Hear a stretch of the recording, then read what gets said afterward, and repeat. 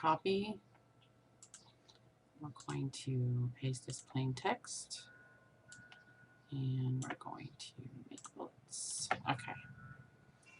Of 3 red canisters. Ruby red.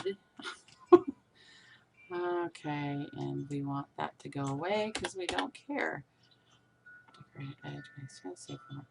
Okay, so then I'm going to add my shipping statement. Okay, I use a very basic shipping statement,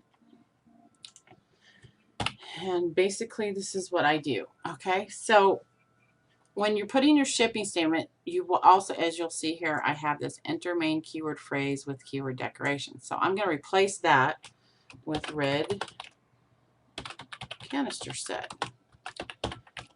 And I'm going to highlight that and I'm going to underline it. Okay, so the point that you have to remember is you want to begin the actual text, or as close to the beginning as possible, and put your main keyword phrase that you're concentrating on as close to the front of this as possible and make it bold.